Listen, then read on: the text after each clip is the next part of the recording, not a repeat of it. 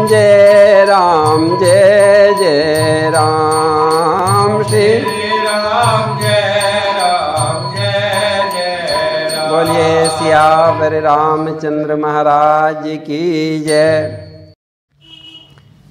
एक बार एक धनी सेठ के यहाँ भागवत की कथा हो रही थी। कथावाचक पंडित जी बड़े ही सुंदर ढंग से भगवान की लीलाओं का वर्णन कर रहे थे। श्रोतागण मंत्र मुग्ध होकर कथा श्रवण कर रहे थे। उसी समय एक डाकू घर में चोरी करने के लिए घुस आया। बहुत ढूंढा पर कोई गहने कुरपे कुछ हाथ नहीं लगा। काफ़ी देर तक इधर उधर ढूंढता रहा, थककर एक कोने में बैठ गया।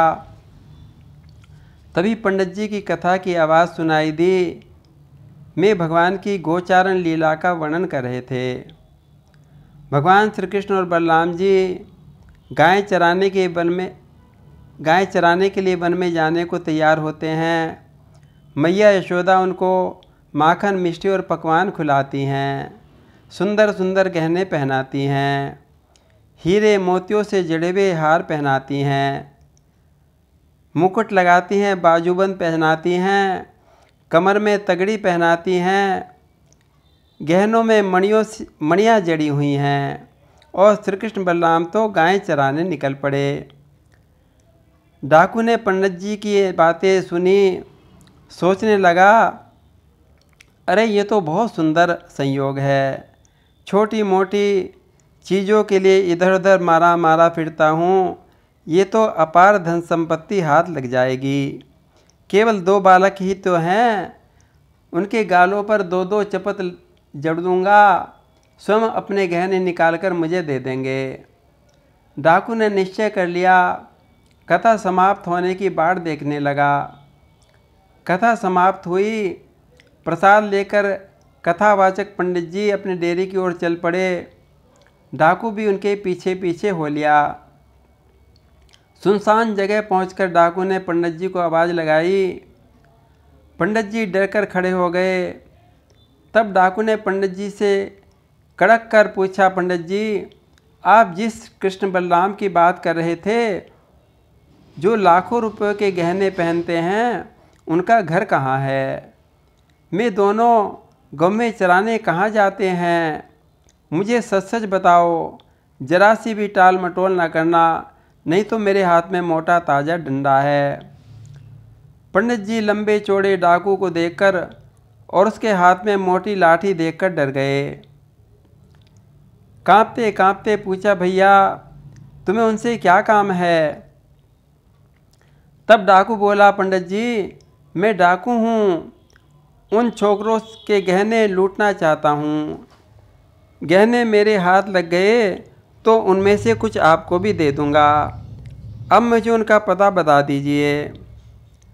ठीक ठीक बताना, टाल मटोल मत करना। पंडित जी समझ गए कि ये तो महामूर्ख है।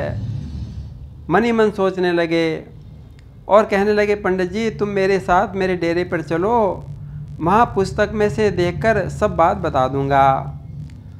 और डेरे पर पहुंचकर पंडित जी ने पुस्तक निकालकर डाकू को सुनाने लगा।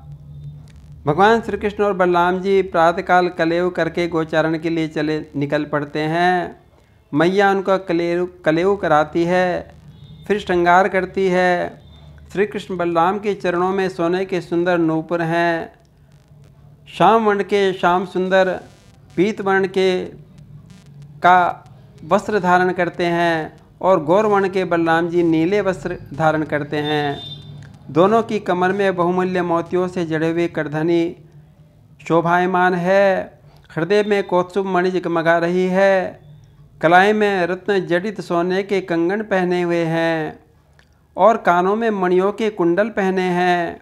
सिर पर मनोहर जूड़ा है। घुंघराले काले काले बाल लटक रहे हैं। ललाट पर कस्तूरी का तिलक लगाए हुए हैं। होठों पर मंद मंद मुस्कान है। आँखों में प्रेम और आनंद की वर्षा हो रही है। श्री कृष्ण के हाथों में सोने की बांसुरी उनके अधरों पर लगाए रहते हैं। बांके बिहारी श्री कृष्ण जब अपनी मुरली पर राधे राधे की तान छेड़ते हैं तो बड़े बड़े ज्ञानी भी अपनी समाधि छोड़कर दौड़ पड़ते हैं और उसे सुनने के लिए आ जाया करते हैं। गौओं और बछड़ों को लेकर ग्वाल बालों के साथ यमुना जी के तट पर आ जाते हैं और कदम के वृक्ष के नीचे उनका दर्शन होता है। तब डाकू ने पूछा कि पंडित जी एक बात तो बताओ, सब गहने मिलाकर कितने रुपयों के होंगे? पंडित जी ने कहा, भाई ये तो करोड़ों रुपयों से भी ज़्यादा के होंगे। ठीक है पंडित जी, अब मुझे बता दो, मुझे किशोर जाना है। किशोर गाय चराने के लिए आते हैं और किस समय आते हैं? पंडित जी ने सब बात बताई दी। उत्तर की ओर चले जाना, प्रातःकाल सूर्योदय से पूर्व कदम के वृक्ष के नीचे पहुंच जाना, जमुना जी के किनारे। ठीक है, डाकू प्रणाम करके चला गया। पंडित जी मन ही मन हंसने लगे, कैसा पागल है, चलो पिंडा उससे पीछा छुड़ा। उधर डाकू अपने घर पहुंचा। भूख प्यास नींद सब उड़ गई। चमकीले गहने को लदे दोनों नैनाभिराम श्याम सुंदर कृष्ण बलराम की छवि आंखों के सामने नाचने लगी। मन ही मन बस धुन लग गई। आधी रात के अंधेरे में ही चल दिया, लाठी कंधे पर रख ली और उत्तर दिशा की ओर चल दिया। आँखों में दोनों सुंदर बालकों की छवि बसी हुई थी। उसे इस बात का भी नहीं पता था कि पैर पृथ्वी पर पड़ रहे हैं या कांटों पर पड़ रहे हैं। चलते चलते एक स्थान पर आँख खुली, देखा सुंदर हरा भरा वन है, नदी भी कलकल नीलाद करती हुई बह रही है। डाकू ने सोचा यही स्थान है, पर कदम का वृक्ष को यहाँ दिखाई नहीं पड़ रहा। बहुत ढूंढने पर एक कदम का वृक्ष भी मिल गया। अब तो आनंद आ गया। ठीक है, सही जगह पर आ गए, किंतु सवेरा कब होगा? जैसे जैसे रात बीतती उसकी व्याकुलता बढ़ती जाती। कभी कदम पर चढ़कर देखता, कहीं से बंशी की आवाज़ तो नहीं आ रही। नहीं, अभी सवेरा होने में तो देर है। देखते देखते पूर्व दिशा में कुछ उजाला हुआ। डाकू के हृदय की व्याकुलता बढ़ती जा रही है।